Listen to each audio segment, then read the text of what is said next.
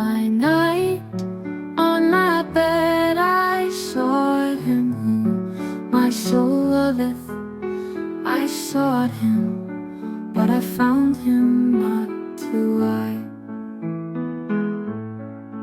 will rise now and go about the city in the streets, and in the broad ways I will see. എന്റെ ദൈവമേ, വന്ന് വന്ന് വന്ന് പത്രത്തിലെല്ലാം ന്യൂസിനേക്കാൾ കൂടുതൽ പരസ്യങ്ങളാണല്ലോ. ഒന്നാമത്തെ പേജിൽ തന്നെ ഫുൾ പരസ്യം. ഇത് എന്നതല്ലേ ഇത്? ഒന്ന് നോക്കിക്കേ, എന്ത് രസമുള്ള കുഞ്ഞുവാവയാ. കുഞ്ഞുവാവയൊക്കെ നല്ല രസമുള്ളതാ, പക്ഷെ കാണിച്ചിരിക്കുന്ന പരസ്യം എന്നാന്ന് നോക്കി. IVF-ന്റെ എന്നെല്ലാം തെറ്റായ കാരണങ്ങളാണോ ഈ കാണിച്ചു കൊടുക്കുന്നത്? സമൂഹം ഇതൊക്കെ വിശ്വസിക്കുകയല്ലേ? അതിലിപ്പോ ഇത്രമാത്രം തെറ്റായിട്ട് എന്തെങ്കിലും പറയാനുണ്ടോ? തെറ്റല്ലേ? ശരി, ഇതൊക്കെ ഭയങ്കര നോർമലൈസ്ഡ് അല്ലേ? ഇപ്പത്തെ മൂവീസിലൊക്കെ ആണെങ്കിലും ഭയങ്കര കാര്യമായിട്ട് ഇങ്ങനെ IVF-നെ കുറിച്ചും അങ്ങനെ കുറെ മൂവീസിലൊക്കെ നമ്മൾ കാണാറില്ലേ? അങ്ങനെ മൂവീസിൽ വരുന്നതൊക്കെ ശരിയാവണമെന്നുണ്ടോ? എന്നാലും ഉണ്ടോ? ഇല്ലല്ലോ. റേപ്പിനെ കുറിച്ചും ഡ്രഗ് യൂസേജിനെ കുറിച്ചും ക്രൈംസിനെ കുറിച്ചും എല്ലാം മൂവീസിൽ വരുന്നില്ല. അതൊക്കെ നോർമലൈസ് ചെയ്യപ്പെടേണ്ട കാര്യങ്ങളാണോ? അതെ. എന്നാലും ഇത് നമുക്ക് അങ്ങനെയല്ലല്ലോ. ഇതൊരു ഒരു കൊച്ചിനെ ഉണ്ടാക്കുകയാണല്ലോ. ഒരു കുഞ്ഞുവാവയ്ക്ക് ഈ ഭൂമിയിലേക്ക് വരാനുള്ള ഒരു ഓപ്പർച്യൂണിറ്റി. കുഞ്ഞു ഭൂമിയിലോട്ട് ജനിക്കുന്നതൊക്കെ, പക്ഷെ ഏത് സാഹചര്യത്തിലാണ് കുഞ്ഞു ഭൂമിയിലോട്ട് ജനിക്കേണ്ടത്? ഈ വേ ശരിയാണോ? ഈ വേ ശരിയാണോ? ക്രൈം അല്ലല്ലോ. ശരിയാന്ന് തോന്നുന്നില്ല. രണ്ട് പാരന്റ്സ് അവർക്കൊരു കൊച്ചിനെ വേണം, അവരിങ്ങനെ ഒരു ട്രീറ്റ്മെന്റ് എടുക്കുന്നു. ഒരു കൊച്ചിനെ വല്ലാണ്ട് ആഗ്രഹിക്കുന്ന ഒരു പാരന്റ്സിന് ലാസ്റ്റ് ഒരു ഓപ്ഷൻ ആയിട്ട് നോക്കിക്കോളെ. അവർക്ക് അഡോപ്റ്റ് ചെയ്താൽ അതെ. കൊച്ചിന് വിലയില്ലാതാക്കുമല്ലേ?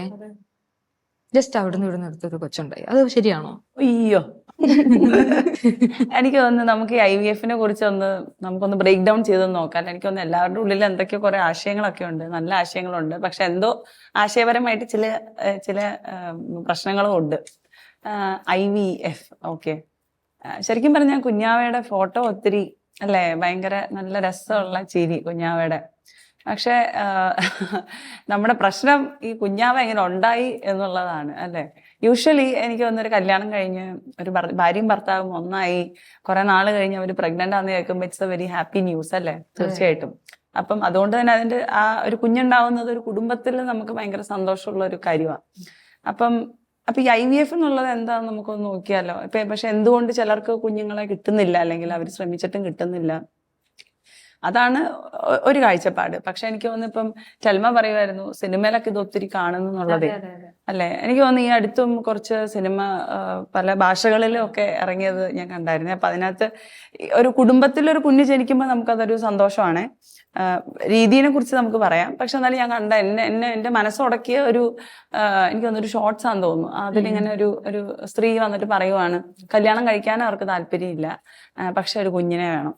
അപ്പൊ ഇങ്ങനെ ഒരു IVF സെന്ററിലേക്ക് ചെല്ലുവാണ്. അപ്പൊ അവിടെ ഒരു ഡോക്ടർ ഇങ്ങനെ ഇരിക്കുവാണ്. അപ്പം ഇതിനു വേണ്ടിയിട്ടാണ് ഞങ്ങൾ ഇവിടെ ഇരിക്കുന്നത്, പറയൂ. അപ്പം എന്ത് തരത്തിലുള്ള കുഞ്ഞിനെയാണ്, അതായത് അവരുടെ എഗ്ഗ് നമ്മൾ എടുക്കുമ്പം ഒരു സ്പേം വെച്ചിട്ടാണല്ലോ ഇത് ചെയ്യുന്നത്. അപ്പോ എങ്ങനെയുള്ളത് വേണം എന്നുള്ള. അപ്പം അതൊക്കെ കണ്ടു കഴിഞ്ഞപ്പോ പെട്ടെന്ന് എന്നാ പറയുന്നത്, നമ്മൾ ഈ തുണിക്കടയിലൊക്കെ പോയിട്ട് ഇഷ്ടമുള്ള കളറ്, ഇഷ്ടമുള്ള റേഞ്ച് അവർ ചോദിക്കുന്നില്ല, നിങ്ങൾക്ക് ഏത് റേഞ്ചാണ്, നിങ്ങളുടെ ബഡ്ജറ്റ് എത്രയാണ്, അതിനുള്ളിൽ നമ്മൾ ഇത് ശരിയാക്കി തരാന്നൊക്കെ പറയുന്ന ഒരു ഫീലായിട്ടാണ് തോന്നിയത്. അപ്പം ഇതാണ് ഇപ്പോഴത്തെ സമൂഹത്തിൽ നടക്കുന്നത്. ഓക്കെ, പക്ഷെ അഞ്ജലിന്റെ മനസ്സിൽ ഇപ്പോഴും ആ കുഞ്ഞുവാവയ്ക്കൊരു സ്ഥാനമുണ്ട് ഇല്ലേ. അപ്പൊ നമുക്ക് പക്ഷെ തിരുസഭ ഇതിനെക്കുറിച്ച് എന്താ പറയുന്നത് നമുക്കൊന്ന് ചിന്തിച്ചാലോ. എന്തായാലും ഒരു ക്രിസ്ത്യൻ വ്യൂവില് ഓക്കെ, നിങ്ങൾക്ക് അതിനെക്കുറിച്ച് വല്ല ഐഡിയ ഉണ്ടോ? ഈ IVF-ന്റെ ഫുൾ ഫോം എന്താണോ, അങ്ങനെയൊക്കെ നിങ്ങൾക്കൊന്ന് എന്തെങ്കിലും ഒരു ചിത്രം ഉണ്ടോ? ഇൻ വിട്രോ ഫെർട്ടിലൈസേഷൻ അല്ലെ, ടെസ്റ്റ് ട്യൂബ് ബേബീസ്. അതെ, എളുപ്പത്തിൽ പറയുവാണ്. ശരിക്കും എന്തായാലും നമ്മുടെ തിരുസഭയിൽ തന്നെ പറയുന്നുണ്ടല്ലോ, വിവാഹ ജീവിതവും നമ്മുടെ കുദാശ ജീവിതവും വിവാഹ ജീവിതവും അതിനുശേഷമുള്ള ദാമ്പത്യ ജീവിതം, കുട്ടികളുടെ ജന്മവും എങ്ങനെ വേണം, അതിന്റെ സ്ട്രക്ചർ എല്ലാം കൃത്യമായി പറയുന്നുണ്ട്. അങ്ങനെ നമ്മുടെ തിരുസഭ കൽപ്പിച്ചിരിക്കുന്ന ഒരു റൂൾസും എല്ലാം ഉള്ളപ്പം ഇങ്ങനെ ഈ വഴിയുള്ള സിംഗിൾ പാരന്റിങ് അല്ലെങ്കിൽ ഈ മറ്റു മാർഗത്തിലൂടെ കുട്ടികളെ അതെന്ത് മാർഗമാണെന്ന് നിങ്ങൾക്കറിയാവോ? എങ്ങനെയാണ് ഈ IVF എന്ന് പറയുമ്പോൾ അതിന്റെ പ്രോസസ്സ് എന്നാന്ന് ഞാൻ ഒന്ന് വായിച്ചായിരുന്നേ. അപ്പൊ ഇങ്ങനെയാണ് ശരിക്കും അല്ലെ, കല്യാണം അല്ലെങ്കിൽ അവിടെ എപ്പോഴും ശരിക്കും വരുന്നത് ദാമ്പത്യങ്ങൾ തമ്മിലുള്ള പരസ്പര നമുക്ക് 2 കൂട്ടുകാരും കൂടെ ഉണ്ട് കേട്ടോ IVF കേൾക്കാനായിട്ട്. അപ്പം ഇതിലിങ്ങനെ ഒരാളും കൂടെ ഉണ്ട്, യെസ്, കോളിൻ. അപ്പം ഇതിൽ ശരിക്കും പറഞ്ഞു കഴിഞ്ഞാൽ ഒരു 2 വ്യക്തികൾ കൗതാശികമായിട്ട് അവർ കല്യാണം കഴിക്കുമ്പം അവിടെ നടക്കേണ്ട 2 കാര്യം. ഒന്ന്, അവർ തമ്മിലുള്ള ഒരു യൂണിയനും, 2 അവരിൽ നിന്ന് വരുന്ന ഒരു തലമുറയും, പ്രോക്രിയേഷൻ. അല്ലെങ്കിൽ അതെ, എളുപ്പത്തിൽ പറയുകയാണെങ്കിൽ ഫോർ ബേബീസ് ആൻഡ് ബോണ്ടിങ്, അതായത് അവർ തമ്മിലുള്ള ഒരു ബോണ്ടിങ്ങിനും അതിലൂടെ ആ ഒരു സൃഷ്ടികർമ്മത്തെ കണ്ടിന്യൂ ചെയ്യാന്നുള്ള ഒരു കുടുംബം തന്നെയല്ല സൃഷ്ടിക്കപ്പെടുന്നത്. തീർച്ചയായിട്ടും. ശരിക്കും നമ്മുടെ ഒരു സഭയുടെ ഏറ്റവും അടിസ്ഥാനം, അല്ലെങ്കിൽ ഒരു സമൂഹത്തിന്റെ തന്നെ ഏറ്റവും എന്താ പറയുന്നത്, ബിൽഡിംഗ് ബ്ലോക്ക്, അടിത്തറ തന്നെയാണ്. അപ്പം ഇവരുടെ ഈ സ്നേഹത്തിൽ നിന്ന് ഓരോ കുഞ്ഞും ഉണ്ടാവേണ്ടത്. അപ്പൊ സഭ നമ്മളെ പഠിപ്പിക്കുന്ന ഒരു കാര്യം ഇതാണ്. ശരിക്കും അവരുടെ ആ പരസ്പര സ്നേഹത്തിൽ നിന്നും പരസ്പരം പങ്കുവെച്ചും അവരുടെ അങ്ങനെ അതിൽ നിന്നാണ് കൺസീവ് ചെയ്ത് കുഞ്ഞുണ്ടാവും. എനിക്ക് തോന്നുന്നു നമുക്ക് എല്ലാവർക്കും അറിയാമല്ലോ എങ്ങനെയാണ് ഒരു കുഞ്ഞുണ്ടാവുന്നത് എന്നുള്ള കാര്യമൊന്നും ഇപ്പോഴത്തെ കൊച്ചു കുഞ്ഞിനെ പോലും നമ്മൾ പഠിപ്പിക്കേണ്ട ആവശ്യമില്ല. അവർ നമുക്ക് ഇങ്ങൊക്കെ ക്ലാസ് തരും. അതാണ് അവസ്ഥ. പക്ഷേ ഈ IVF വരുമ്പോഴത്തേനും എന്താണ് ചെയ്യുന്നത്, ശരിക്കും ആർട്ടിഫിഷ്യലായിട്ട് ഹോർമോണൽ മെഡിക്കേഷൻസ് കൊടുത്ത്, അതായത് ഒരു സ്ത്രീയിൽ നിന്ന് ഇപ്പൊ നമുക്കറിയാം ഒരു മെൻസ്ട്രൽ സൈക്കിളിൽ ഒരു സ്ത്രീക്ക് ഒരു എഗ്ഗാണ് ഒരു പ്രാവശ്യം റിലീസ് ആവുന്നതെങ്കിൽ നമ്മൾ ആർട്ടിഫിഷ്യലായിട്ട് 1, 2, 3 എഗ്സിനെ എടുക്കുന്നു. അതുപോലെ തന്നെ മോസ്റ്റ്ലി ആ ഒരു ഹസ്ബൻഡിന്റെ സ്പെർം നമ്മൾ എടുക്കുന്നത് മിക്കവാറും അല്ല, മാസ്റ്റർബേറ്റ് ചെയ്തിട്ടാണ് എടുക്കുന്നത്. അപ്പം ഇത് രണ്ടും ഒരു ഇൻ വിട്രോ എന്ന് വെച്ചാൽ ഇൻ ഗ്ലാസ് എന്നാണ് അർത്ഥം. ഇത് സയന്റിഫിക്കലി അല്ലെങ്കിൽ ഒരു മെഡിക്കൽ സപ്പോർട്ടോട് കൂടി ഇതെടുത്ത് ഒരു ഗ്ലാസ്സിലാണ് ഇത് ചെയ്യുന്നത്. അത് നമ്മൾ സാധാ ഗ്ലാസ് അല്ല, മെഡിക്കലി. ഓക്കെ, അതുകൊണ്ടാണ് in vitro means in glass. അത് ഫ്യൂസ് ചെയ്യിക്കുന്നു. അപ്പം ഇവരൊരു എന്താ പറയുന്ന ഒരു ടെസ്റ്റിംഗ് കൂടെ പോലെയാണ്. അതായത് 3 എഗ്സും സ്പേംസും ആയിട്ട് ഫ്യൂസ് ചെയ്ത് കഴിഞ്ഞിട്ട് എംബ്രിയോസ് ഉണ്ടാകുമ്പോൾ ഒരു കുഞ്ഞല്ല സത്യം പറഞ്ഞാൽ അവിടെ ഉണ്ടാവുന്നത്. ഒരു 2-3 എണ്ണം അവരെടുത്തു വെക്കും. കാരണം എന്താണെന്ന് വെച്ച് കഴിഞ്ഞാൽ ഇതിൽ ഏറ്റവും ഹെൽത്തിയസ്റ്റ് ആയിട്ടുള്ളതിനെ, അല്ലെങ്കിൽ ഏറ്റവും നന്നായിട്ട് അവർ കുറച്ച് ദിവസം നോക്കി, കുറച്ച് സമയം നോക്കി ഏറ്റവും നല്ലതിനെ മാത്രം എടുക്കുന്നത്. ഇതില് അപ്പം ബാക്കിയുള്ള അതിന് ശരിക്കും അതൊക്കെയാണ് നമ്മളിത് കേൾക്കുമ്പോൾ നമുക്ക് ഒന്നെങ്കിൽ അവരതിനെ ഡിസ്കാർഡ് ചെയ്യും, അല്ലെങ്കിൽ എക്സ്പെരിമെന്റേഷന് വേണ്ടിയിട്ട് കീപ്പ് ചെയ്യും, അല്ലെങ്കിൽ ഫ്രീസ് ചെയ്ത് വെക്കും. അത് കഴിഞ്ഞതിന് ശേഷം ഇത് അമ്മയുടെ ഉദരത്തിൽ നിക്ഷേപിക്കുന്നു. അത് കഴിഞ്ഞ് അതായത് ആ ഹസ്ബൻഡ് ആൻഡ് വൈഫിന്റെ ഗർഭപാത്രത്തിൽ നമ്മളിത് വെക്കുന്നു. പിന്നെ അതിനെ പറ്റുന്ന പോലെ നമ്മൾ ട്രീറ്റ് ചെയ്ത് പിന്നെ പ്രഗ്നൻസി സാധാ പോലെ തന്നെയാണ് തുടരുന്നത്. ഇതിൽ വരുന്ന പ്രശ്നങ്ങൾ എന്നാന്ന് വെച്ചാൽ നമ്മൾ ഒരു തെരഞ്ഞെടുപ്പ് അല്ലെ, ഒരു കുഞ്ഞുണ്ടാവുന്നതിന് വേണ്ടി. അതുകൊണ്ടാട്ടോ അഞ്ജലി നമ്മൾ ശരിക്കും പറഞ്ഞു ഇപ്പൊ ഈ ഒരു കുഞ്ഞ് ഇവിടെ ജനിച്ചിട്ടുണ്ടെങ്കിൽ ദാറ്റ് മീൻസ് അവന് വേണ്ടിയിട്ട്, അല്ലെങ്കിൽ ആ മോൾക്കോ മോനോ വേണ്ടിയിട്ട് വേറെ 2 പേര് അവിടെ മരിച്ചിട്ടുണ്ട്. ലിറ്ററലി ദർ ഇസ് ഒരു ഭ്രൂണഹത്യ അവിടെ. 3 കുഞ്ഞുങ്ങളിൽ ഒരാളെ തിരഞ്ഞെടുത്ത് മറ്റു 2 പേരെ മരണത്തിലോട്ട് വിടുന്ന ഒരു പ്രവർത്തനമല്ലേ ഇത്? പിന്നെ അത് മാത്രം അതൊന്ന് ചിലപ്പോൾ അവരെന്താ വെച്ചാൽ ഫ്രീസ് ചെയ്ത് വെക്കും. അതായത് ഇപ്പം ഈ ഇഞ്ചക്ട് ചെയ്ത് കഴിഞ്ഞിട്ട് അതിന് ഉറപ്പൊന്നുമില്ല അമ്മയുടെ ഉദരത്തിൽ അത് കറക്റ്റ് ആയിട്ട് വളർന്നു വരുന്നുണ്ടെന്ന്. അപ്പൊ അത് ഫെയിലിയർ ആവുകയാണെങ്കിൽ അവരൊരു ചിലപ്പം ഈ ഫ്രീസ് ചെയ്ത് വെച്ചിട്ടുള്ളതിനെ എടുക്കും. പിന്നെ ചിലപ്പം ഡിസ്കാർഡ് ചെയ്യാം, ചിലപ്പോൾ എക്സ്പെരിമെന്റ് ചെയ്യാം. അപ്പം ശരിക്കും പറഞ്ഞു കഴിഞ്ഞാലേ ഒരു കുഞ്ഞിന്റെ ഒരു അവകാശമാണ് അവൻ അറിയുന്ന അപ്പനെ അമ്മയിൽ നിന്നും സ്നേഹത്തിൽ നിന്ന് ജനിക്കുക എന്നുള്ളതേ. ഇവിടെ ഇപ്പൊ ഈ പറഞ്ഞ കേസിൽ ശരിക്കും പറഞ്ഞ അപ്പനെ അമ്മയെ അറിയാം, പക്ഷെ ആ ഒരു സ്നേഹത്തിൽ നിന്നാണോ ജനിച്ചതെന്ന് ചോദിച്ചാലല്ല, കുറച്ച് ഗ്ലാസ്സിലാണ് ഉണ്ടായത്. The name itself depicts that in vitro fertilisation. തിരുസഭയുടെ കാഴ്ചപ്പാടനുസരിച്ച് വിവാഹം അവരുടെ ഒരു സ്നേഹത്തിനെ പ്രോക്രിയേഷനെ നമുക്ക് വേർതിരിച്ച് കാണാൻ പറ്റത്തില്ല. ഇവിടെ നമ്മൾ എന്താ ചെയ്യുന്നത്, പക്ക ഇത് രണ്ടും രണ്ടാക്കുക. പ്രോക്രിയേഷൻ അല്ലെങ്കിൽ കുഞ്ഞുങ്ങൾ ഉണ്ടാവാന്നുള്ളൊരു സാധനത്തിന് വേറെയും ഇവര് തമ്മിലുള്ള സ്നേഹം വേറെയൊക്കെ വെച്ച് വെക്കുക. No, it should be like it should go together. അതാണ് ശരിക്കും പറഞ്ഞ. പിന്നെ ഇതിൽ മാസ്റ്റർബേഷൻ ഇൻവോൾവ് ആണ്. കാരണം പുരുഷന്റെ അല്ലെ, ഇപ്പം ഈ സിനിമകളുടെ കാര്യം പറഞ്ഞപ്പോൾ എത്രയോ ഒരു തമാശ പോലെയാണ് അതൊക്കെ കാണിക്കുന്നത്. അതായത് സ്പേം ഡൊണേറ്റ് ചെയ്യാന്ന് പറയുമ്പം ഇവർ IVF സെന്ററിൽ ചെല്ലുന്നു, പോൺ കാണാനുള്ള മാഗസിൻസും കണ്ടന്റും എല്ലാം കൊടുത്ത് അതിനുള്ള നമ്മൾ എന്താ പറയുന്നത്, എനിക്ക് പെട്ടെന്ന് നമ്മൾ യൂറിനും അല്ലെങ്കിൽ ബ്ലഡ് ഒക്കെ എടുക്കുന്ന ഒരു അല്ലെ, നമ്മൾ ശരിക്കും നോർമലൈസ് ചെയ്ത് കാണിക്കുകയാണ്. അത് വരുന്നത് തന്നെ ഒരു തെറ്റിലൂടെയാണ്. അപ്പം അതുകൊണ്ടൊക്കെയാണ് സഭ ഇതിനെ ഇത്ര കാര്യമായിട്ട് എതിർക്കുന്നത്. തെറ്റാണ് നമ്മൾ പറയുന്നതെന്ന് ഞാൻ വിചാരിക്കുന്നത്. പക്ഷെ എന്നാലും ഇപ്പൊ ഇങ്ങനെ 2 പാരന്റ്സ് അവർക്ക് തമ്മിൽ നല്ലൊരു ബോണ്ടിങ് ഉണ്ട്, നല്ല സ്നേഹമുണ്ട്. പക്ഷെ അവർക്ക് ഫിസിക്കലി ഉള്ള ചില പ്രശ്നങ്ങൾ കാരണം അവർക്കൊരു കുഞ്ഞുണ്ടാകുന്നില്ല. അപ്പൊ അങ്ങനെ ഒരു സിറ്റുവേഷനിൽ ഇവർ തമ്മിലൊരു പ്രശ്നമില്ല, പക്ഷെ ഇവർക്കൊരു കുഞ്ഞു വേണമെന്ന് ഭയങ്കര ആഗ്രഹമുണ്ട്. അപ്പൊ ഇവർക്ക് വേറെ ഒരു എന്താ പറയാ മെത്തേഡ്സും ഇല്ലാത്ത ഒരു സമയത്ത് അങ്ങനെ ഒരു ഭയങ്കരമായിട്ടുള്ള ഒരു സിറ്റുവേഷനിൽ അവര് ഇത് ചെയ്യുന്നത് അതൊരു പ്രശ്നമായിരിക്കും. അലൻ എന്ത് തോന്നുന്നു? ദൈവ തീരുമാനങ്ങളെ നമ്മൾ നമ്മുടെ കാര്യങ്ങൾ കൊണ്ട് മാറ്റേണ്ടതാണോ? ദൈവം എന്ത് തീരുമാനിച്ചോ അത് നമ്മുടെ ജീവിതത്തിൽ നടപ്പിലാവേണ്ട കാര്യം തന്നെയല്ലേ. അതിൽ നമ്മൾ നമ്മുടെ കഴിവ് കൊണ്ട് അല്ലെങ്കിൽ നമ്മുടെ പണം കൊണ്ട് അതിനെ മാറ്റിമറിക്കാൻ പാടുണ്ടോ? ഇല്ല. ഇപ്പൊ ആ ഒരു ഇപ്പം ഇയാള് പറഞ്ഞ ശരിയാണ്. ഒരു എന്തെങ്കിലും തരത്തിലുള്ള പ്രശ്നങ്ങൾ കൊണ്ട് കുട്ടി ഉണ്ടായില്ലെങ്കിൽ ഈ മാർഗം സ്വീകരിച്ചുകൂടെ എന്ന്. അതിന് ബദൽ മാർഗമായിട്ട് അഡോപ്ഷൻ ട്രൈ ചെയ്യാം. അഡോപ്ഷൻ ട്രൈ ചെയ്യാം. അഡോപ്ഷൻ ട്രൈ അഡോപ്ഷൻ എന്ന് പറഞ്ഞൊരു മാർഗം നമ്മുടെ തിരുസഭ അതിനെ അംഗീകരിക്കുന്നുണ്ട്. ചില പാരന്റ്സ് അങ്ങനെ അഡോപ്റ്റ് ചെയ്യാൻ അവർക്ക് അങ്ങനെ ഒരു വില്ലിങ്നെസ് ഉണ്ടാവത്തില്ല. ബട്ട് പക്ഷെ അതിൽ വരുന്ന ഉത്തരം എങ്ങനെയാണെന്ന് അറിയാവോ? ഇവൻ തുടക്കത്തിൽ പറഞ്ഞ പോലെ, അതായത് ദൈവത്തിനൊരു ഹിതമുണ്ട്. ചിലപ്പം ദൈവം നമുക്ക് എന്താ പറയാ, ഒരു കപ്പിളിന് കുട്ടികളെ ചിലപ്പം ദൈവം തന്നില്ലായിരിക്കും. അതൊരു എന്താ പറയാ, that is A will and wish of God. അതിനെ നമ്മൾ മാറ്റിമറിച്ചുകൊണ്ട് നമ്മുടെ പൈസക്ക്, നമ്മുടെ ഇതിന്, നമ്മുടെ ഇഷ്ടത്തിന് ചന്ത സ്ഥലത്ത് പോയിട്ട് നമുക്ക് ഇഷ്ടമുള്ള സാധനം എടുക്കുന്ന പോലെ അത് വേണ്ട ഇത് വേണം അത് വേണ്ട ഇത് വേണം എന്ന് പറഞ്ഞ് ഒരു കുഞ്ഞിനെ എടുക്കുമ്പോ ആ കുഞ്ഞിന്റെ വിലയല്ലേ ഇല്ലാതാവുന്നത്? അങ്ങനെയല്ലേ? തരത്തിലും ചിന്തിക്കാം. ടെസ്റ്റ് ട്യൂബ് കുട്ടികൾക്ക് പകരമായിട്ട് അഡോപ്റ്റ് ചെയ്യാൻ പോവുകയാണെങ്കിൽ അവർക്ക് ഒന്നിനു പകരം എത്ര കുട്ടികളെ അവർക്ക് സംരക്ഷിക്കാൻ കഴിയും? ശരിക്കും പറഞ്ഞാൽ ടെൽമയുടെ ഉദ്ദേശം എന്ന് പറയുന്നത് ആ പാരന്റ്സിന്റെ ഇന്റൻഷൻ ഇസ് വെരി ഗുഡ്.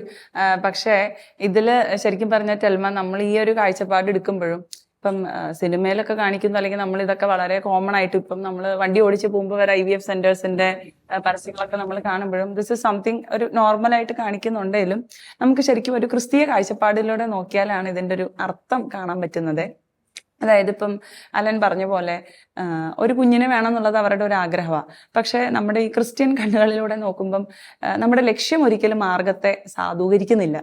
അതായത് ഇപ്പം എനിക്ക് 1 ലക്ഷം രൂപ അത്യാവശ്യമായിട്ട് വേണം എന്നുണ്ടെങ്കിൽ അത് എനിക്ക് കൊള്ളയടിച്ചും എടുക്കാം, അല്ലെങ്കിൽ അധ്വാനിച്ചും എടുക്കാം. അപ്പം ഈ കുട്ടിയുടെ കാര്യത്തിൽ അങ്ങനെ പറഞ്ഞില്ലെങ്കിലും പറഞ്ഞു വരാൻ ഉദ്ദേശിച്ചത് ഇതാണ്, ദൈവത്തിന്റെ പദ്ധതി എന്നൊക്കെ ഒന്ന് പറയുന്ന ഒരു കാര്യത്തെ സ്വീകരിക്കാൻ. അതായത് ഇതിൽ നിന്ന് ഭയങ്കര എവിഡന്റ് ആണ് മക്കള് ദൈവത്തിന്റെ ദാനാന്നുള്ളത്. ഓക്കെ, ഒരു സൈഡിൽ നമ്മളിപ്പോ IVF സെന്റേഴ്സ് നോക്കുമ്പം ഇത് വെച്ച് അങ്ങ് കളിക്കുക എന്ന് വെച്ചാല് നമുക്ക് നമ്മുടെ ടെക്നോളജി, നമ്മുടെ എല്ലാ കഴിവുകളും വെച്ച് നമ്മൾ കുറെ ഉണ്ടാക്കുന്നു, ചിലതിനെ ഡിസ്കാർഡ് ചെയ്യുന്നു, ചിലതിനെ എക്സ്പെരിമെന്റ്സിന് വിട്ടുകൊടുക്കുന്നു, ചിലത് റിസർച്ചിന് കൊടുക്കുന്നു, നല്ലതെടുക്കുന്നു. ഇത് എന്നാ ഒരു വശത്ത് എത്ര ശ്രമിച്ചിട്ടും കുഞ്ഞുങ്ങളെ കിട്ടാത്ത ഒരവസ്ഥ. അപ്പം എനിക്ക് തോന്നുന്നു അടിസ്ഥാനപരമായിട്ട് നമ്മുടെ ഉള്ളിൽ വേണ്ടുന്ന ഒരു കാര്യം മക്കള് ദൈവത്തിന്റെ ദാനമാണെന്നുള്ള ഒരു കാഴ്ചപ്പാട്. 2, നമ്മൾ വീണ്ടും IVFനെ അലൻ പറഞ്ഞ പോലെ ഇത്രയും അതിനെ എന്താ പറയുക, നമ്മൾ സപ്പോർട്ട് ചെയ്യാത്തതിന്റെ ഒരു കാരണം അവിടെ നമ്മൾ ഒരു എഗ്ഗല്ല എടുക്കുന്നത്. അപ്പം ഒരു കുഞ്ഞിന് വേണ്ടി കുറച്ചധികം പേര്, ഞാൻ ഈ അടുത്ത് ഇങ്ങനെ കേട്ടതായിരുന്നു, നമ്മുടെ ആദ്യത്തെ ടെസ്റ്റ് ട്യൂബ് ബേബി, ആ ബേബി ഉണ്ടാവാൻ നേരം 200ഓളം എംബ്രിയോസിനെ ഇങ്ങനെ ടെസ്റ്റ് ചെയ്താണ് അത് കഴിഞ്ഞിട്ടാണ് ഈ ഒരു കുഞ്ഞിനെ ഉണ്ടാക്കുന്നത്. അപ്പം നമ്മളിങ്ങനെ കേട്ടില്ലേ, ബൾബ് കണ്ടുപിടിക്കുമ്പം 1000കണക്കിന് പ്രാവശ്യം പല എലമെന്റും ടെസ്റ്റ് ചെയ്തിട്ടാണ് ബൾബ് കണ്ടുപിടിച്ചത്. അപ്പം അതാണ് വ്യത്യാസം. നമ്മളൊരു പുതിയ ഇൻവെൻഷനോ ഡിസ്കവറിയോ നടത്തുമ്പം അത് വസ്തുക്കളാണെങ്കിൽ അല്ലെങ്കിൽ എലമെന്റുകൾ ചില മൂലകങ്ങളാണെങ്കിൽ ഇത് മനുഷ്യജീവനെ വെച്ചിട്ടാണ് ഇങ്ങനെ. അപ്പൊ അതിന്റെ ഒരു ഡിഗ്നിറ്റി ഭയങ്കരമായിട്ട് കുറയുമല്ലേ. എനിക്കിതിന്റെ ഒരു വേറൊരു സൈഡ് നിങ്ങളോട് പറയാനുള്ള ഈ അടുത്തേ ഞാനിങ്ങനെ വായിച്ചുകൊണ്ടിരുന്നപ്പം അവരുടെ പേര് എനിക്ക് തോന്നുന്നത് അലന ന്യൂമാൻ എന്നാണ് അവരുടെ പേര്. ഓക്കെ, ഇവരൊരു IVFന്റെ പ്രോഡക്റ്റ് ആണ് എന്ന് വെച്ച് കഴിഞ്ഞാൽ ഇതിന് വേറൊരു വാക്കും കൂടെ നമ്മൾ ഉപയോഗിക്കുന്നത് തേർഡ് പാർട്ടി റീപ്രൊഡക്ഷൻ എന്നാണ്. ഇതിലിപ്പോ ഇത്ര നേരം നമ്മൾ ചർച്ച ചെയ്തുകൊണ്ടിരുന്നത് ഒരു ഹസ്ബൻഡ് ആൻഡ് വൈഫിന് ഇങ്ങനെ അവരുടെ സ്പെർം എഗ് എടുത്ത് ഒരു കുട്ടീനെ ഉണ്ടാവാൻ സാധ്യതയുള്ളതാണെങ്കിൽ ചില കേസുകളുണ്ട് ഹസ്ബൻഡിന് കൗണ്ട് കുറവാണ്. അപ്പൊ അങ്ങനെയാണെന്നുണ്ടെങ്കിൽ അവരെന്ത് ചെയ്യേണ്ടി വരും, ഒരു തേർഡ് പാർട്ടിയുടെ സ്പെർം എടുത്തിട്ടായിരിക്കും ചെയ്യുന്നത്. അതായത് ശരിക്കും പറഞ്ഞാൽ ക്രൈസ്തവമായിട്ടുള്ള ഒരു കാഴ്ചപ്പാടിൽ നോക്കുമ്പം ഭാര്യയുടെയും ഭർത്താവിൻ്റെ ഇടയ്ക്ക് വേറൊരാള് വന്നു കഴിഞ്ഞു, നമ്മളിങ്ങനെ പിന്നെ വിചാരിക്കുവാണ് എനിക്ക് കുഴപ്പമില്ല ഭർത്താവിനും കുഴപ്പമില്ല എന്നൊക്കെ വിചാരിച്ച് നിൽക്കുന്നുണ്ടെങ്കിലും അങ്ങനത്തെ കേസുകളും ഉണ്ട്. അപ്പം ഈ IVFലൂടെ അപ്പം ഈ കുട്ടിയുടെ ഈ അലന എന്ന് പറയുന്ന ലേഡീന്റെ കാര്യത്തില് അവര് ശരിക്കും അവരുടെ അമ്മയ്ക്കൊരു ഭർത്താവുണ്ട്, പക്ഷെ he's not her biological father. Okay, അപ്പം ഇവള് ഇങ്ങനെ പറയുവാണ്, ഇവൾ 5 വയസ്സ്, ഇവള് ഇത് പറയുന്നത് 18 വയസ്സിന് ശേഷമാണ് ഇവൾ ഇതൊക്കെ സംസാരിക്കുന്നത്. യൂട്യൂബിലൊക്കെ നിങ്ങൾക്ക് നോക്കിയാൽ കാണാം കേട്ടോ. അപ്പൊ ഇവളിങ്ങനെ പറയുവാണ് 5 വയസ്സായപ്പോ അവളുടെ അമ്മ അവളോട് പറഞ്ഞത്രേ, അതായത് ഇത് നിന്റെ പപ്പയല്ല, അത് he's not your biological father, ഇത് അമ്മയ്ക്ക് ഇഷ്ടമുള്ള ഒരാളാണ്. അപ്പം അതായത് എന്തോ കാരണത്താൽ ഈ പറയുന്ന പോലെ അവർക്ക് കുഞ്ഞുങ്ങൾ ഉണ്ടാവുന്നില്ല, വേണ്ടത്ര കൗണ്ട് ഇല്ല, അതുകൊണ്ട് ഇവരൊരു സെന്ററിൽ പോകുന്നു, ഇഷ്ടമുള്ള ഒരു സ്പേം എടുക്കുന്നു, അതിലാണ് ഈ കുഞ്ഞുണ്ടാവുന്നത്. അപ്പൊ ഇതുകൊണ്ട് തന്നെ അവൾക്ക് പെട്ടെന്ന് ഒരു റിജക്ഷൻ ഫീലിംഗ് ആ. ഒരു ബയോളജിക്കൽ ഫാദറും അല്ലെങ്കിൽ അല്ലാത്തതും തമ്മിൽ എനിക്ക് തോന്നുന്നു പിള്ളേർക്കൊക്കെ മനസ്സിലാവുന്നേ. നമുക്ക് എന്തൊക്കെ പറഞ്ഞാലും, നമ്മൾ എത്ര ഇതാ നിന്റെ അപ്പ എന്ന് പറഞ്ഞ് പഠിപ്പിച്ചാലും എനിക്ക് തോന്നുന്നത് ഉള്ളിൽ നമുക്കൊരു ഇൻസ്റ്റിങ്ക്റ്റ് ഇല്ലേ, നമുക്കത് മനസ്സിലാവുന്നു. അപ്പൊ ഇവള് പറയുന്നുണ്ട് ഇവൾക്ക് അത് എപ്പോഴും ഫീൽ ചെയ്തിട്ടുണ്ട്, അത് അവളുടെ പപ്പയല്ല എന്നുള്ള. പിന്നെ എന്തോ ഒരു സ്ട്രേഞ്ചറിന്റെ കൂടെയാന്നുള്ളൊരു ഫീലിൽ ഇവള് പോകുന്നു. പിന്നെ കുറച്ച് കഴിഞ്ഞപ്പോൾ അമ്മ ഡിവോഴ്സ് ചെയ്തു ആ പുള്ളീനെ. അപ്പൊ വേറൊരാൾ വന്നു. അപ്പൊ ഇവള് നോക്കുമ്പോ എന്താ, ഇവളുടെ ബയോളജിക്കൽ ഫാദറും അല്ല, ഇപ്പോഴുള്ള ഫാദർ ശരിക്കുള്ള ഫാദറും അല്ല, പിന്നെ അടുത്ത ആൾ വന്നു, അതായത് രണ്ടാമത്തെ സ്റ്റെപ്പ് ഫാദർ വന്നു. അപ്പം ഇവൾക്ക് ഒരു തരത്തിൽ ഇതൊന്നും റിലേറ്റ് ചെയ്യാൻ പറ്റുന്നില്ല. അപ്പൊ ഇവളുടെ ഉള്ളിൽ ഒരു സ്ട്രോങ് ഫീലിംഗ്, അതായത് എനിക്ക് എൻ്റെ ബയോളജിക്കൽ ഫാദറിനെ കാണണം, അതായത് എൻ്റെ അപ്പൻ. അപ്പൊ അതാണ് തിരുസഭ പറഞ്ഞു വെക്കുന്ന ഒരു കാര്യം. അതായത് തിരുസഭ മാത്രമല്ല, ഹ്യൂമൻ റൈറ്റ് ആണ് ഒരു കുഞ്ഞിന്റെ അപ്പനെ അമ്മേനെ അറിയാനുള്ള അവകാശം ഉണ്ട്. അപ്പൊ ഈ അലനെ എന്നിട്ട് അന്വേഷിച്ച് ചെല്ലുവാണ്, അവളുടെ അപ്പനെ അന്വേഷിച്ച് നീ സെന്ററിലോട്ട് ചെല്ലുവാണ്. അപ്പൊ അവൾക്ക് അറിയാൻ കഴിഞ്ഞ കാര്യങ്ങൾ ഇതാണ്. അതായത് ഒരു $75 ഇവളുടെ അപ്പൻ സ്പേം ഡൊണേറ്റ് ചെയ്ത് പോയിട്ടുള്ളത്. അപ്പൊ അവിടുത്തെ അഗ്രിമെന്റിലുണ്ട് അതായത് ഒരിക്കലും ഇയാളെ റിവീൽ ചെയ്യത്തില്ല, അന്വേഷിച്ച് അതായത് ഇവളെ ഒരിക്കലും ഇവളുടെ അപ്പനെ അന്വേഷിച്ച് വരാൻ പോകുന്നില്ല എന്നുള്ള ഒരു കാര്യം അറിയും. അപ്പം ഈ കുഞ്ഞിനെ സംബന്ധിച്ചിടത്തോളം അവൾ ഒരിക്കലും അവളുടെ ഒരു പ്രായപൂർത്തിയായി കഴിയുമ്പോൾ നമുക്ക് മനസ്സിലാവുള്ളൂ, അവളെ സംബന്ധിച്ചിടത്തോളം എൻ്റെ അപ്പൻ്റെ അമ്മയുടെ സ്നേഹത്തിൽ നിന്നല്ല ഞാൻ ഉണ്ടായിട്ടുള്ളത്. I am an output of a masturbation, അതായത് ഏതോ ഒരാളുടെ മാസ്റ്റർബേഷന്റെ ഒരു ഔട്ട്പുട്ട്. അതെന്റെ അമ്മ വീട്ടിലെ സാധനങ്ങൾ കടയിൽ കൊണ്ടേ വിൽക്കുകയല്ലേ, ആവശ്യക്കാര് വേറെ വാങ്ങുന്നത് ശരിക്കും. അപ്പം ഈ കുഞ്ഞു പറയാം, പിന്നെ ഒരു അനോണിമിറ്റി, അതായത് ആരാന്ന് എന്താന്ന്. പിന്നെ അവളുടെ ഉള്ളിൽ ഏറ്റവും സങ്കടം, ആ അപ്പൻ ഒരിക്കലും എന്നെ അന്വേഷിച്ച് വരില്ലല്ലോ, അല്ലെങ്കിൽ എനിക്ക് ഇയാളെ ഒരിക്കലും കാണാൻ പറ്റില്ലല്ലോ. ഈ അലന എന്ന് പറഞ്ഞ കൊച്ചിന്റെ അവകാശം അവിടെ തന്നെ നിഷേധിക്കപ്പെട്ടു.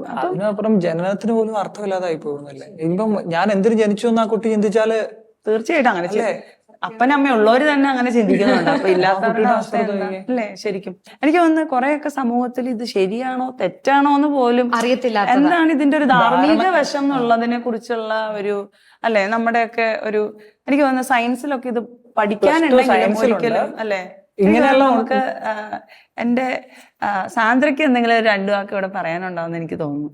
അത് സിസ്റ്റർ പറഞ്ഞതുപോലെ തന്നെ +2 പഠിക്കാനുണ്ട്. നമുക്ക് ഇങ്ങനെ ഇത്തരം മെത്തേഡ് യൂസ് ചെയ്ത് കുട്ടി ഉണ്ടാവുന്ന പല മെത്തേഡുകൾ നമ്മളത് പഠിക്കുന്നുണ്ട്. അപ്പം ഞാനൊരു +2 കഴിഞ്ഞ കുട്ടിയാണ്. അപ്പം ഞാനന്ന് അത് പഠിക്കുമ്പോൾ ഓക്കെ ഇത്രയും മെത്തേഡുകൾ ഉണ്ടല്ലോ, പിന്നെ എന്തിനാണ് ഇവരിങ്ങനെ വിഷമിക്കുന്ന, ഈ കുഞ്ഞുങ്ങളില്ലാത്ത ദമ്പതികൾ വിഷമിക്കുന്ന ഇത്ര ഇതുണ്ടല്ലോ, നമുക്ക് ഇത് പോസിബിൾ ആണല്ലോ എന്നൊരു ഇത് വന്നു.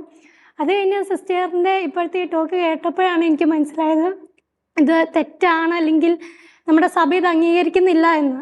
പക്ഷെ എന്നെപ്പോലെ ഒരുപാട് യുവജനങ്ങൾ അല്ലെങ്കിൽ കുട്ടികൾ ഇപ്പോഴും ഇത് ശരിയാണ് എന്ന് ഒരു മിഥ്യാധാരണ അവർക്ക് ഇപ്പോഴും ഉണ്ട്.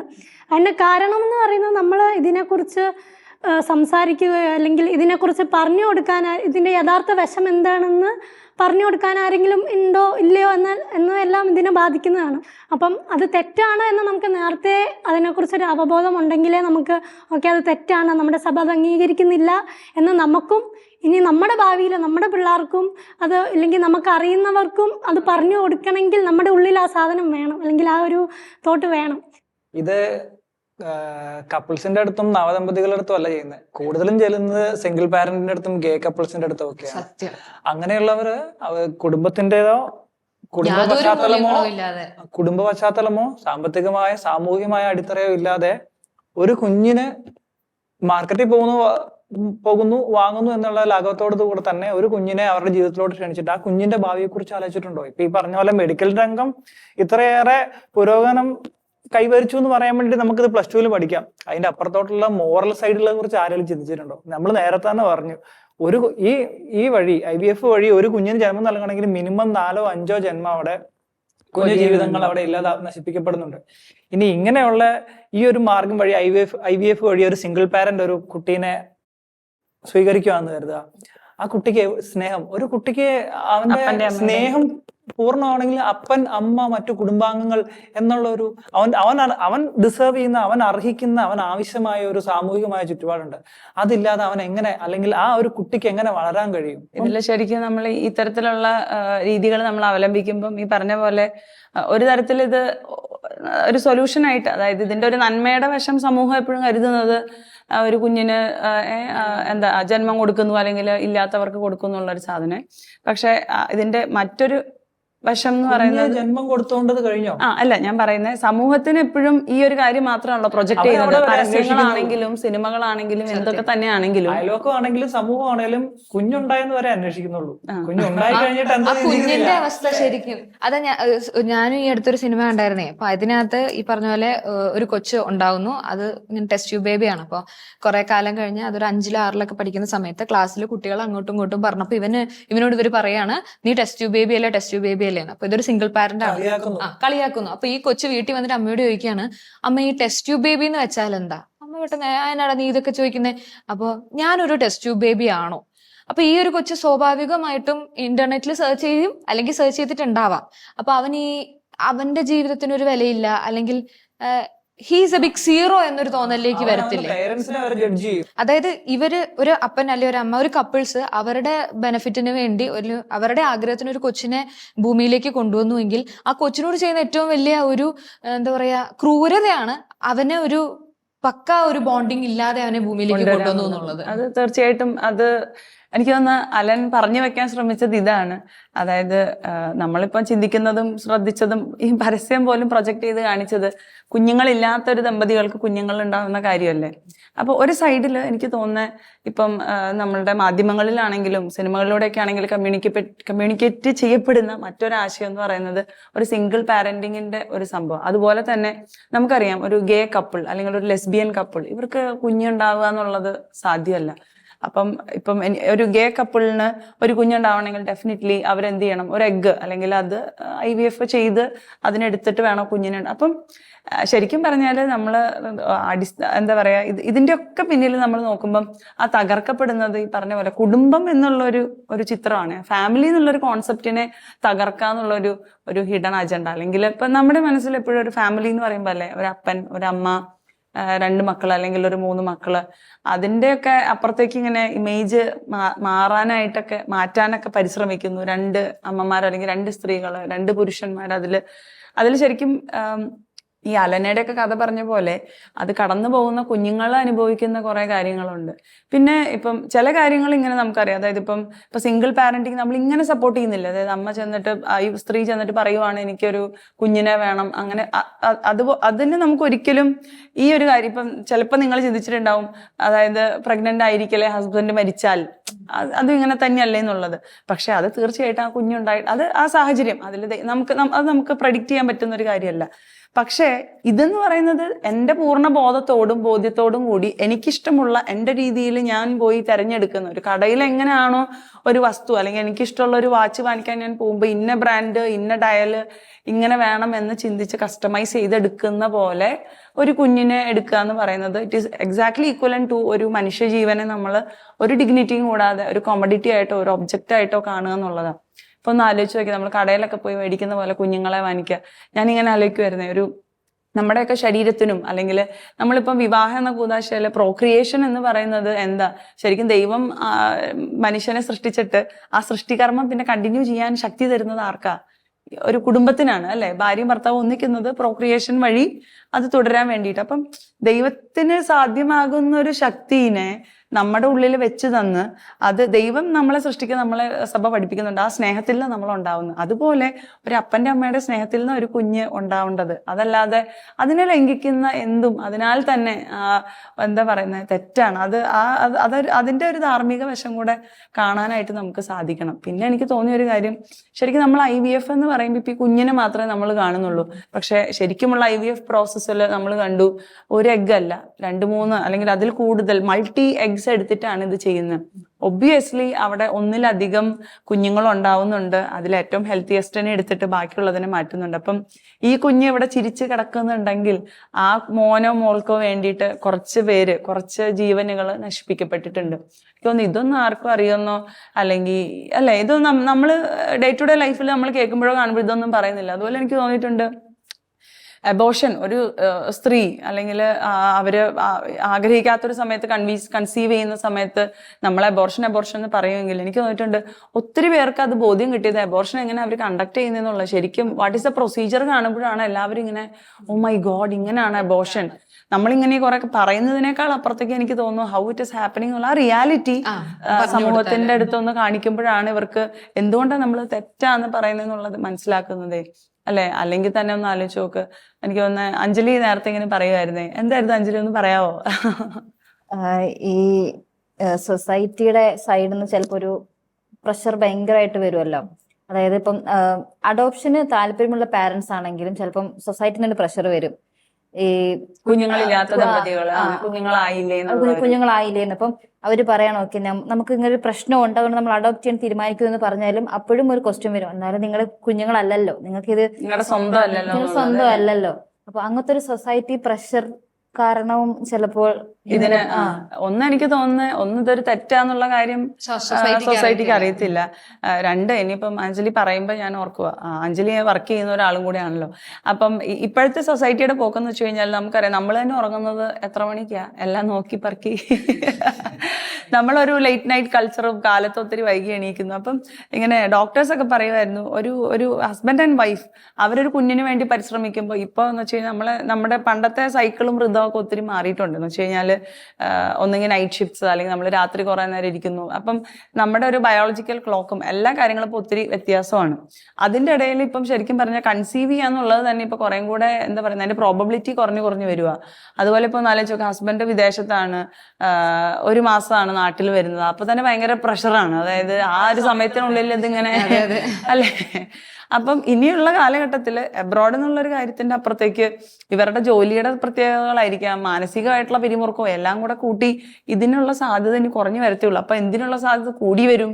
IVF-നുള്ള സാധ്യത കൂടി വരും. ഇപ്പൊ ശരിക്കും പറഞ്ഞ അറിവില്ലായ്മ കൊണ്ടാണ് ഒരുപാട് പേര് ഇതിനെ അഡാപ്റ്റ് ചെയ്യുന്നത്. എനിക്ക് തോന്നുന്നത് തീർച്ചയായിട്ടും കുറെ പേർക്ക് ഈ പ്രോസസ്സ് എന്താണോ, അല്ലെങ്കിൽ ഇതിന്റെ പിന്നിൽ ഇത്രയും ജീവനുകള് നല്ല വശം മാത്രമേ അറിയത്തുള്ളൂ. ഒരു കുഞ്ഞുവാവെ കിട്ടുന്നേ അറിയത്തുള്ളൂ, ബാക്കി അറിയത്തില്ലാത്തായിരിക്കും. അതെ. ആക്ച്വലി എനിക്ക് തോന്നുന്നു എൻ്റെ ഒരു ഫ്രണ്ട് സർക്കിളിലൊക്കെ ഈ IVF-ന്റെ കാര്യങ്ങളൊക്കെ ഡിസ്കഷനിൽ വരുമ്പോൾ ബാക്കി എല്ലാ ആസ്പെക്ട്സിലും അവർ അതിനോട് എതിരായിരിക്കും. ഇൻ ദ സെൻസ് ഇങ്ങനെ ഒരു ഗേ കപ്പിൾ അങ്ങനെ, അല്ലെങ്കിൽ ഒരു സിംഗിൾ പാരന്റ്, അല്ലെങ്കിൽ ചുമ്മാ അങ്ങനെ ഒരു ടെസ്റ്റ് ബേബി ഉണ്ടാക്കുന്നത്, അതിനൊക്കെ എതിരായിരിക്കും. പക്ഷെ ഒരു മാരീഡ് ആയിട്ടുള്ള കപ്പിള് അവർക്ക് അങ്ങനെ ഒരു പ്രശ്നം വരുന്ന ഒരു സിറ്റുവേഷനിൽ എന്തുകൊണ്ട് IVF ട്രൈ ചെയ്ത് കൂടാ എന്നുള്ളൊരു തോട്ട് വരും. പക്ഷെ അവിടെയും സിസ്റ്റർ പറയുന്നതിന് മുമ്പ് ഞാൻ ഒരിക്കലും ഇങ്ങനെ ആ ഒരു ഫിറ്റസ്റ്റ് ആയിട്ടുള്ള എംബ്രിയോ, പിന്നെ അതല്ലാതെ വേറെ കുറച്ച് ലൈഫിനെ നമ്മൾ അങ്ങനെ വെറുതെ ഒരു വിലയില്ലാതെ ഡിസ്കാർഡ് ചെയ്യുന്നു എന്നുള്ളൊരു സംഭവം ഞാൻ ചിന്തിച്ചിട്ടേ ഇല്ല. ഇതൊരു ഐ ഓപ്പണർ ആയിരുന്നു. ലൈക്ക് ഇനി ഇവിടെ നിന്ന് അങ്ങോട്ട് കുഞ്ഞുങ്ങളില്ലാതെ വരുമ്പം ഓട്ടോമാറ്റിക്കായിട്ട് ഇതിന്റെ ആഡുകൾ കൂടും, സിനിമകൾ കൂടും, ഈ പ്രഷർ കൂടും, എല്ലാം കൂടെ കൂടുമ്പോൾ ഓട്ടോമാറ്റിക്കായിട്ട് നമ്മൾ ചെന്നെത്തുന്ന സ്ഥലം ഈ കടയിലായിരിക്കും, കുഞ്ഞിനെ എടുക്കാനുള്ള കടയിൽ. അപ്പം അവിടെ വരുമ്പം അപ്പൊ നമുക്കൊന്ന് ചിന്തിക്കാം, അറ്റ്ലീസ്റ്റ് നമ്മുടെ ഈ ഒരു നമ്മൾക്കെങ്കിലും ഇതൊന്ന് പറ്റുന്ന പോലെയൊക്കെ ഒന്ന് സ്പ്രെഡ് ചെയ്യാം. ജീവൻ അത്രയും മൂല്യമുണ്ട്. കല്യാണം അല്ലെങ്കിൽ ആ ഒരു കൂതാശയിൽ നമുക്കൊരിക്കലും കുഞ്ഞുങ്ങൾ ഉണ്ടാവുക എന്നുള്ളതും സ്നേഹവും തമ്മിൽ വേർതിരിക്കാൻ പറ്റിയല്ല. ആ ഒരു പ്രോക്രിയേഷനും ഒരു ലവ് അല്ലെങ്കിൽ ബേബീസ് അല്ലെങ്കിൽ bonding, it should go together. അതിന്റെ അവിടെ നിന്ന് മാറ്റി നിർത്തുന്നത് എന്തും നമ്മുടെ ധാർമ്മികതയ്ക്ക് ചേർന്നതല്ല. അല്ലെങ്കിൽ ആ കുഞ്ഞും കഷ്ടപ്പെടും. നമുക്കതാണല്ലോ ഇപ്പം മനസ്സിലാവുന്നത്. അങ്ങനെ മൂല്യം കുറച്ച് കാണേണ്ട ഒന്ന് അല്ല മനുഷ്യജീവൻ അത്രയും വിലയുണ്ട്. അപ്പന്റെ അമ്മേനെ അറിയാനും അവരുടെ സ്നേഹം കിട്ടാനും ഒക്കെ. ബാക്കിയുള്ള സാഹചര്യങ്ങൾ നമുക്കറിയത്തില്ല, പക്ഷെ നമുക്ക് കൊടുക്കാൻ പറ്റുന്ന എല്ലാ സ്നേഹവും. അതുകൊണ്ടാണ് ഇങ്ങനെ പറ്റിയില്ലെങ്കിലും സഭ പറയുന്ന ഒരു ഓപ്ഷൻ, അതായത് അവരെത്ര ശ്രമിച്ചിട്ടും എല്ലാ ട്രീറ്റ്മെന്റ് എടുത്തിട്ടും ഒരു കുഞ്ഞ് ജനിക്കുന്നില്ലെങ്കിൽ, അവരുടെ സ്നേഹത്തിൽ ആ കുഞ്ഞുണ്ടായിട്ടില്ലെങ്കിൽ അവർക്ക് ഒരു കുഞ്ഞിന് ജീവിതം കൊടുക്കാം. എങ്ങനെ അഡോപ്റ്റ് ചെയ്യാന്നുള്ളത്. അപ്പൊ അവിടെ ഒരിക്കലും വേറെ ആരെയും നമ്മൾ ഒരു ഹാമും ചെയ്യുന്നില്ല, അല്ലെ. ബാക്കിയുള്ള വേറെ IVF-ലെ പോലെ നമ്മൾ മറ്റു കുഞ്ഞുങ്ങളെ കൊല്ലുന്നില്ല. നമ്മൾ അറിഞ്ഞുകൊണ്ട് തന്നെ അവർ തമ്മിലുള്ള പരസ്പര ധാരണയിൽ ഒരു കുഞ്ഞിന് ജീവൻ കൊടുക്കുന്നു. യോഹന്നാന്റെ സുവിശേഷത്തിൽ ഈശോ ഇപ്രകാരം പറയുന്നുണ്ട്, ഞാൻ വന്നിരിക്കുന്നത് ജീവൻ ഉണ്ടാകാനും സമൃദ്ധമായി ഉണ്ടാകാനും. അപ്പൊ നമുക്ക് ആഗ്രഹിക്കാം ജീവൻ ഉണ്ടാവണം. അത് നേരായ മാർഗത്തിലൂടെ, സ്നേഹത്തിലൂടെ, ഭാര്യയും ഭർത്താവിന്റെ സ്നേഹത്തില് നല്ല കുഞ്ഞുങ്ങൾ ഉണ്ടാവാനായിട്ട് നമുക്ക് പ്രാർത്ഥിക്കാം. പിന്നെ എനിക്ക് തോന്നുന്നത് നമ്മളിപ്പോ ഇതൊക്കെ ചർച്ച ചെയ്തു, അല്ലേ. ഇപ്പൊ ചിലപ്പം നമുക്കറിയുന്ന കുറച്ച് പേര് ഓൾറെഡി ചിലപ്പോൾ ഈ പ്രോസസ്സിൽ കൂടെ കടന്നു പോയിട്ടുണ്ടാവും, അല്ലെങ്കിൽ അല്ലേ. അപ്പൊ നമുക്ക് അവർക്ക് വേണ്ടി കൂടെ ഒന്ന് പ്രാർത്ഥിക്കാം. അതുപോലെ കുഞ്ഞുങ്ങളില്ലാത്ത ദമ്പതിമാർക്ക് വേണ്ടിയിട്ട് അവർക്ക് ദൈവം ആഗ്രഹിക്കുന്നെങ്കിൽ ആ ദാനം ഒന്ന് കൊടുക്കാൻ. അതുപോലെ ഇതിന്റെ പിന്നിൽ പ്രവർത്തിക്കുന്നവർക്ക് ജീവന്റെ മൂല്യം മനസ്സിലാക്കി ഇതൊക്കെ ഒന്ന് അവസാനിപ്പിച്ച് പോവാനായിട്ട്, മാനസാന്തരം സംഭവിക്കാൻ നമ്മുടെ പ്രാർത്ഥനയ്ക്ക് ഒരു പക്ഷേ എന്നല്ല സംഭവിക്കാം. മാനസാന്തരം വരെ നമ്മുടെ പ്രാർത്ഥന കൊണ്ട് നമുക്ക് നേടിയെടുക്കാനായിട്ട് സാധിക്കും. അപ്പൊ നമുക്ക് നമ്മുടെ പ്രാർത്ഥനകളിൽ ഇതും കൂടെ ഒന്ന് വെക്കാം. ഈ ഒരു സാമൂഹിക തിന്മയ്ക്കെതിരെ അല്ലെങ്കിൽ നമ്മുടെ ജീവിതത്തിലൊക്കെ കടന്നു വരുന്ന ഒരു തിന്മയ്ക്ക് നമ്മളൊക്കെയാണ് പ്രത്യുത്തരം, നമ്മളാണ് ഈശോയുടെ സ്വരം. ഓക്കെ, അപ്പം നമുക്ക് നമ്മുടെ പ്രാർത്ഥനയിൽ ഓർക്കും കൂടെ ചെയ്യാം. അപ്പം നമ്മുടെ IVF സംഭാഷണം തൽക്കാലത്തേക്ക് നമുക്ക് വൈൻഡപ്പ് ചെയ്യാം. Okay. Colloquy of bride and friends. Let him kiss me with the kisses of his mouth. For your love is better than wine. Your anointing holds a fragrant name, his perfume poured out. Therefore the maidens love you. Draw me after you, let us make haste. The king has brought me into his chambers. We will exalt and rejoice in you. We will extol your love more than wine.